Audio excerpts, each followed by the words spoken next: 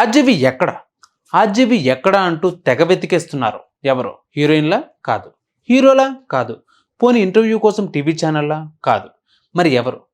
పోలీసులు. అవును, పోలీసులే. ఎందుకు అంటే ఏం చెప్తాం? నోరు బాగుంటే ఊరు బాగుంటుంది అని ఊరికే అనలేదు. ఇదిగో ఇందుకే. అంతా బాగున్నప్పుడు ఇష్టం వచ్చినట్టు బాగి ఇప్పుడు నాకు ఏం తెలీదు అంటే ఎలా? అందుకే చట్టం తన పని తాను చేసుకుపోతుంది. రామ్ గోపాల్ వర్మ తెలుగు ఇండస్ట్రీలో తిరుగులేని డైరెక్టర్. మొన్న వచ్చిన రాజమౌళి నుండి నిన్న వచ్చిన యానిమల్ సందీప్ రెడ్డి వంగ వరకు అందరూ ఈయన శిష్యులే. అలాంటి రామ్ గోపాల్ వర్మ ఈరోజు పోలీసులకు భయపడి తప్పించుకుని తిరుగుతున్నాడు. దీనికి సమాధానం ఒకటే, అంతా నా ఇష్టం, ఇష్టం వచ్చినట్టు చేస్తా, రాస్తా, సినిమా తీస్తా అంటే చివరికి ఎలానే ఉంటుంది. అప్పట్లో వైసీపీ సపోర్ట్తో వర్మ ఓ రేంజ్లో రెచ్చిపోయాడు. పవన్ కళ్యాణ్ మీద పవర్ స్టార్ సినిమా తీసి జనసైనికులకు యాంటీ అయిపోయాడు.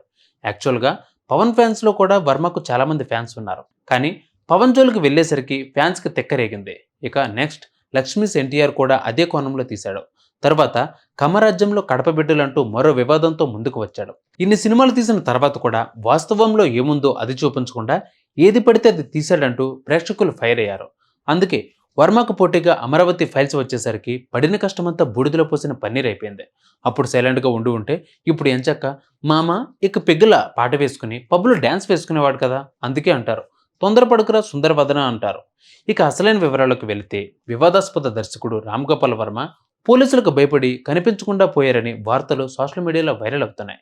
గతంలో వ్యూహం సినిమా నేపథ్యంలో ఆయన చంద్రబాబు నాయుడు, నారా లోకేష్, ఆయన సతీమణి నారా బ్రాహ్మణులపై వివాదాస్పద పోస్టులు పెట్టారు.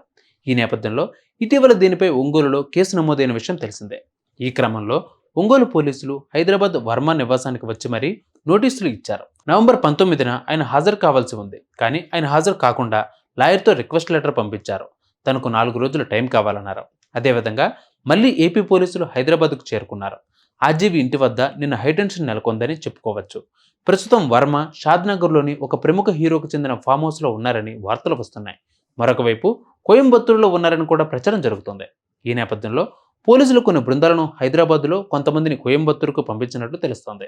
ఈ క్రమంలో డైరెక్టర్ మాత్రం దొరకకుండా తప్పించుకుని తిరుగుతున్నట్లు తెలుస్తోంది. అయితే ఈరోజు ఏపీ హైకోర్టులో వర్మకు సంబంధించి 3 బెయిల్ పిటిషన్లు విచారణకు రానుందని చెప్పారు. ప్రకాశం జిల్లా, విశాఖ, గుంటూరు జిల్లాల్లో తన మీద నమోదైన కేసులపై ముందస్తు బెయిల్ కోరుతూ పిటిషన్ దాఖలు చేశారు వర్మ.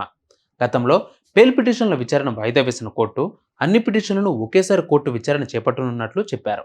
ఈ క్రమంలో ఆర్జీవికి రిలాక్సేషన్ దొరుకుతుందా లేదా అన్న దానిపై మరొకసారి సర్వత్రా ఉత్కంఠత నెలకొందని చెప్పుకోవచ్చు. మరొక వైపు ఆర్జీవి తరపు లాయర్ తాము ఆన్లైన్లో విచారణకు సిద్ధంగా ఉన్నామని రిక్వెస్ట్ లెటర్ పంపించినా కూడా పోలీసులు ఇంటి దగ్గర రావడం ఏంటని కూడా ప్రశ్నించినట్లు చెప్పారు. మరొక వైపు ఆర్జీవి మాత్రం పోలీసులు తనపై 3rd డిగ్రీ ప్రయోగిస్తారని కూడా తెగ భయపడిపోతున్నారంట. మరి ఇది ఎంతవరకు నిజమో తెలియాల్సి ఉంది. Please subscribe to 108 TV. Subscribe to 108 TV. Please subscribe to 108 TV channel. Please subscribe to 108 channel. Please subscribe to 108 channel. 108 TV ki